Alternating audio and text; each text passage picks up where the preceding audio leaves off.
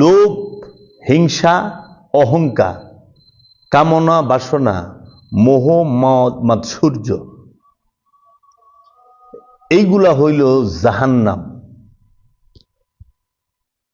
আর বিভিন্ন দৈহিক রোগ, ডায়াবেটিস, জ্বর, হাঁপানি, পাইলস, লিভারের সমস্যা, কিডনির সমস্যা, হার্টের সমস্যা, এটা হলো কবরের আযাব। এখন আপনি হতাশা হওয়ার কোনো কারণে আপনি এখন নির্ণয় করেন আপনি কি জাহান্নামে আছেন না কবরের আযাবে ভুগতাছেন। ওই যে কবরের আযাব, কিন্তু জাহান্নামে তো নাই। যদি হতাশায় থাকেন, সব সময় ডিপ্রেশনে থাকেন, সব সময় চিন্তায় থাকেন, হতাশা, সব সময় লোভী হয়ে থাকেন, সব সময় কামুক হয়ে থাকেন, 24 ঘন্টা আপনি হিংসুক, 24 ঘন্টা আপনি রাগী, 24 ঘন্টা আপনি জমা করার নিয়তে বই রয়েছেন, মনে রেখেন জাহান্নামে যাইবেন না, আস্তা জাহান্নাম হইয়া বই রয়েছেন। আপনি নিজে জাহান্নামে এবং নিজেই জাহান্নাম। এই জাহান্নাম যেহেনে ডুববো ওই জায়গায় আগুন ধরে যাব। আর এটা এমন এক আগুন, পুড়বো কিন্তু মরবো না। লাকড়ির আগুনে পুড়লে ছাই হয়, জাহান্নামের আগুনে পুড়লে কেউ ছাই হয় না। এর লেগে দেখেন না আমার কাছে যে রূপক কথাগুলো বলে যে জাহান্নামের ভেতরে হাতুড় দিয়ে মাথায় পিটাবে, মগজগুলো ছিন্ন ভিন্ন হবে, আবার এক হবে। এটা হলো রূপকতা বোঝায় যে জাহান্নামের আগুন কখনোই কয়লার আগুন, কয়লার আগুনে পুইরে ছাই হয়ে যায়, আর রিপুর আগুনে পুড়ে মরে না, ছাই হওয়ার সিস্টেম নাই, ধুকতুকায় জ্বলবো। এর জন্য বাবা আপনার হতাশা শেষ হয় না। কেন হতাশা শেষ হয় না? হতাশা শেষ এর জন্য হয় না, আপনি নির্ণয় করতে পারতেছেন না, বুঝতেছেন না যে আসল বিষয় কোনটা। আমি অনেকে বলে যে বাবা আমি তো বউ পোলাপান ছাইরা আয়া পারতাছি না, সংসারে বন্ধনে আমি এখন কি করি, আমার তো আটকে গেছে। বাবা তোমার বউ পোলাপান ছাড়তে কইছে কি? কোন নবী বউ পোলাপান ছাড়ছে? আত্মীয় স্বজন তো কোনো নবী রসুল অলি আল্লাহরা ছাড়ে নাই। বউ পোলাপান ছয় সংসার কোনো নবী রসুল অলি আল্লাহরা ছাড়ে নাই। বরঞ্চ উল্টা হয়েছে কি, আত্মীয় স্বজনরা নবীকে বাইর করে দিছে, নবীর কাছে যায় নাই। আত্মীয় স্বজনরা রসুলকে তাদের পরিবার থেকে, তাদের বংশ থেকে বাইর করে দিছে, রসুলের কাছে আত্মীয় স্বজনরা যায় নাই। অনেক সময় দেখা যায় স্ত্রী সন্তান তাহারাও নবী রসুল অলি আল্লাহদের থেকে দূরে সরে যায়, তারা সরে যায়। আত্মীয় স্বজন, স্ত্রী পুত্র, পয় পরিবার, গ্রামবাসী, সমাজ, তাহারা অলি আল্লাহ থেকে সরে যায়, নবী রসুল থেকে সরে গেছে। কিন্তু নবী রসুল অলি আল্লাহরা কখনোই তাদের থেকে সরে না। অলি আল্লাহ নবী রসুলরা কি করে? ধৈর্য ধরে, চুপ থাকে, নীরব থাকে, যে এক সময় আবার রিটার্ন আসবে।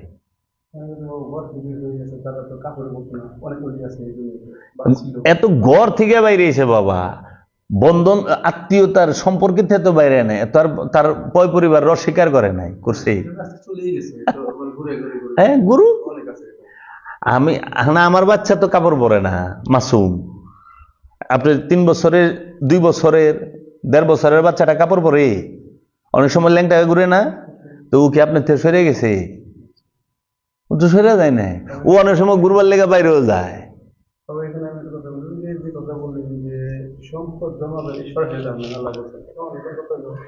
আমি যে একটা ঘর করলাম, আমার একটা করে আর একটা করে আশা করে আমি আরো খাটতেছি, কাজ করবে, এটাই না। বিষয় হইলো বাবা, একটা হলো নিড, আমি প্রথমেই বললাম প্রয়োজন, আরেকটা হলো গ্রিড, ইচ্ছা। আপনার 2টা ঘর লাগবে, 4টা, আপনার 5 জন পোলা পান, আপনার 2টা 5তলা বাড়ি লাগবে, অথবা আপনার 2টা 3টা টিনের ঘর লাগবে, এটা তো আপনার প্রয়োজন। একটা গাড়ি লাগবে, 2টা গাড়ি লাগবে, প্রয়োজন। পাপ কোনটা? পাপ হইল যেটা আপনি বুঝেন সেটা না, এটার কথাটা হবে সার্বজনীন, সবার জন্য। মানে এক একজনের জীবন চলাফেরার মান এক এক রকম, এক এক দেশের মানুষের এক এক রকম। বাংলাদেশের মানুষের মাথা পিছু আয় $50 যদি ধরেন, আমেরিকার মানুষের মাথা পিছু আয় তো $300-500 আছে, তাই না? মানে এটা কথার কথা। তাহলে এই যে বিষয়, আপনার যেটা লিমিট ক্রস করছে, যেরকম অনেক আছে 400-500 পাখি জমি ধরে রাখছে, এই গ্রামে বসবাস করে, একটা গ্রামে কিংবা একটা ইউনিয়নে সে আছে, তার 500 বিঘা জমি।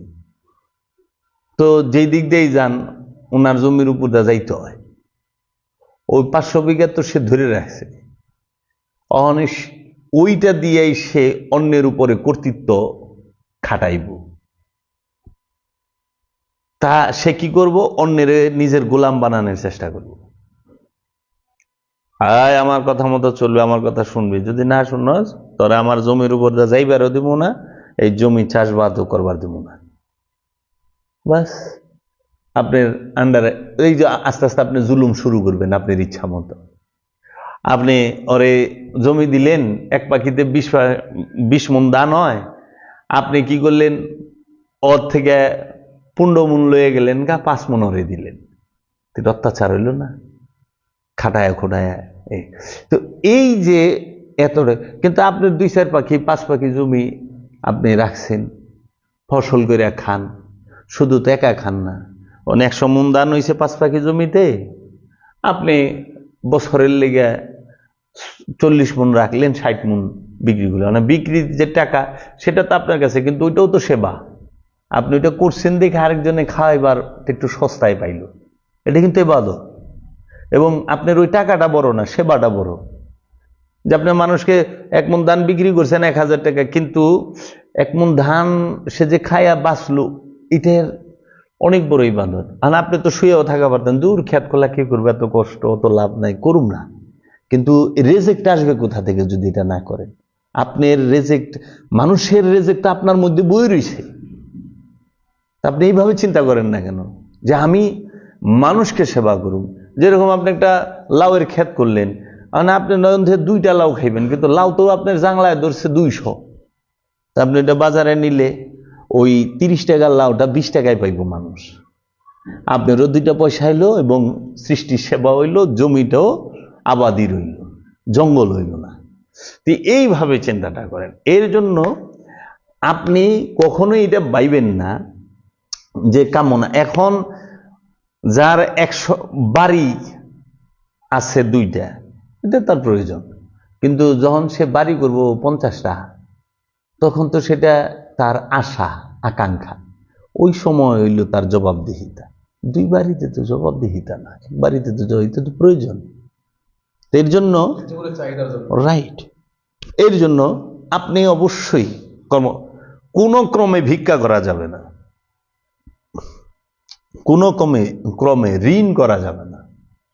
হক্কুলে বাদ, এই যে মোনাজাতেও কইলাম যে আল্লাহ, যারা হক্কুলে বাদের মধ্যে আছে, মানে অন্যের কাছে ঋণ আছে, এই মুহূর্তে যদি মরে যায় আমার এই ঋণ দিবে কে?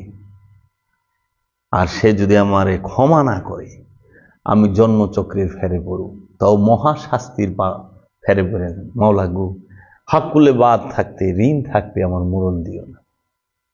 তাহলে এই যে এইভাবে আপনি করে দেখেন, আপনার মন শান্ত হবে। আর অনেকে আছেন অনেক সময় করে যে স্বামী স্ত্রীর বিষয় থাকে, যে স্বামী স্ত্রী মানে পীরের কাছে মুড়ি দিয়েছে, পীরে কইছে আরে দুনিয়া ছাড়, সাধনা ছাড়, এগুলা ছাড়, সাধনা কর। এখানে কি করে প্রথমেই যায় একটা ভুল চিন্তা করে। কি, আমার কাছে এইটা আসে অনেকে, যে স্বামীর থেকে স্ত্রী একটু দূরত্ব বজায় রাখে, সাধু হয়ে যায়, আবার স্ত্রী থেকে স্বামীও দূরে যায়। এইটা হইল সবচেয়ে বড় বোকামি এবং ভুল চিন্তা। স্ত্রী স্বামীর পোশাক, স্বামী স্ত্রীর পোশাক, স্বামী স্ত্রীর অর্ধাঙ্গ, স্ত্রী স্বামী অর্ধাঙ্গিনী। দুইজন দুইজনের সুখ দুঃখের, জীবনের সুখ দুঃখ বাটাবাটি করে নেওয়ার লাইফ পার্টনার। এই জীবনে সংসারে যত ঝড়িঝাপটা আসুক, স্বামী স্ত্রী মিলে এই দুইটাকে আমরা কাটায়া উঠব, মোকাবেলা করব। তো অনেকে স্ত্রী থেকে দূরে চলে যায়, স্ত্রীর সাথে মেলামেশা করে না। অনেক স্ত্রী আছে স্বামী থেকে দূরে চলে না, এটা ভুল ধারণা। এটা কখনো বলেন, বলছে তুমি কামনা ছাড়ো। হ্যাঁ, যেরকম কেউ আছে যে কামনার তাড়নায় সে অধিক মেলামেশা করার আগ্রহে লিপ্ত থাকে, মানে মাত্রা অতিরিক্ত, সব সময় সেই চিন্তা। আবার কেউ আছে যে না, সংসার উন্নয়নের জন্য, সুন্দর রাখার জন্য, বাচ্চা কাচ্চা জন্ম দেবার জন্য মেলামেশা করে। সেটা তো সাধক সব সময় সব জিনিসেই সে নিজেকে নিয়ন্ত্রণে রাখে এবং সব জিনিসে সে সংযত থাকে, সিয়ামে থাকে। সিয়াম মানে বিরত থাকা। কি থেকে বিরত থাকবেন? কোন বিষয় থেকে বিরত থাকলে সিয়াম হয়? ভাত না খাইলে কি সিয়াম হয়? পানি না খাইলে কি সিয়াম হয়? ভাত, পানি, মাছ, মাংস, সবজি না খাইলে কি সিয়াম হয়? নাকি কাম, ক্রোধ, লোভ, হিংসা, অহংকার থেকে বিরত থাকলে সিয়াম হয়? কোনটাই সিয়াম হয়? রোজা হয় ক্রোধ থেকে দূরে থাকলে, বিরত থাকলে, কাম থেকে বিরত থাকলে, অহংকার থেকে বিরত থাকলে, মোহ থেকে বিরত থাকলে, কামনা বাসনা, মদ মাৎসর্য থেকে বিরত থাকলেই, রিপু থেকে বিরত থাকলে হয় সিয়াম। আর যদি খাবার থেকে, হালাল খাবার থেকে, হারাম যে মানে যেগুলো কোরআন নিষেধ করেছে সেগুলো থেকে বিরত থাকার নাম সিয়াম। আর যেগুলো হালাল করছে, পবিত্র বস্তু, সেগুলো থেকে বিরত থাকলে এটা আপনার দৈহিক, শারীরিক, মানসিক কষ্ট ছাড়া অন্য কিছু হবে না। এখন আপনি পানি খান না, আপনার কিডনি সমস্যা হইতে পারে, দৈহিক যে কোনো সমস্যা হইতে পারে। আপনি খাবার খান নাই, প্রেশার লয়ে যাব, সুগার লয়ে যাব, বিভিন্ন সমস্যা থাকবো। আর এটা হলে আপনার সমস্যা হবে। আর আপনি যদি ঘুষ খান, আপনারও ক্ষতি হবে, যার থেকে খাইছেন তারও ক্ষতি হবে, রাষ্ট্রেরও ক্ষতি হবে। আপনি যদি সুদ খান, যার থেকে খাইছেন তারও ক্ষতি হবে, আপনার নিজেরও ক্ষতি হবে। এর জন্য আপনি বিরত থাকবেন ঘুষ খাওয়া থেকে, সুদ খাওয়া থেকে, অন্যের হক মাইরা খাওয়া থেকে, আপনি আপনার বইনের হক মাইরা খাওয়া থেকে, স্ত্রীর হক মাইরা খাওয়া থেকে আপনি বিরত থাকবেন। আপনি বিরত থাকবেন এতিমের হক মাইরা খাওয়া থেকে। এই সমস্ত সকল বিষয়গুলো থেকে বিরত থাকার নাম সিয়াম। আপনি কি করলেন? পীরের কাছে মুড়ি দেওয়ার পরে প্রথমেই বাবা কইছে, হ্যাঁ, রিপু থেকে বিরত থাকো, তাহলে মিলা। আরে বাবা, বিষয়টা কেন বুঝেন না? যে অন্যের সম্পদ, অন্যের নারী করিও না হরণ, যতবার করিবে হরণ ততবার হইবে জনম। এর থেকে বিরত থাকেন। কিন্তু আপনি ঘুষ খাচ্ছেন কিন্তু ভাত খাচ্ছেন না। রোজার দিনে অফিসাররা ঘুষ খায় না, কিন্তু ভাত পানি খায় না। আল্লাহকে অনেক ডরায়। একটু ভাত পানি মাগরিবের আজানের আগে খাবে না, কিন্তু ঘুষ না দিলে, যে ঘুষ দিব না হের ফাইলই বন্ধ, কাম হবে। আল্লাহ কইছে যে তুমি হারাম খায় না। হারাম খায় কিন্তু হালালটা খায় না। ভাত পানি তো হালাল, পবিত্র বস্তুকে হালাল করে দেন, অপবিত্র বস্তুকে হারাম করে না। ঘুষ খায়, ভাত খায় না, পানি খায় না। আপনি যাই দেখবেন সম্পদ মজুদ করে খায়, তেল মজুদ করছে রোজার মাসে, ছোলা মজুদ করছে, ডাইল মজুদ করছে, সব মজুদ করে, কিন্তু সে পানি খায় না, মজুদ করে খায়।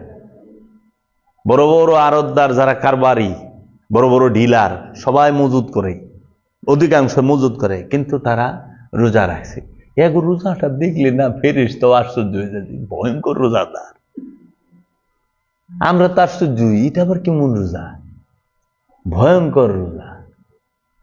হ্যাঁ, তো কাছেই বাবা, এই বিষয়গুলো যে পর্যন্ত মানুষ স্বচ্ছ ধারণা না আসবে, কি করব কি করব না, কোন বিষয় থেকে বিরত থাকবো আর কোন বিষয়কে আঁকড়াইয়া ধরবো, সেটা যে তুই না বুঝবে,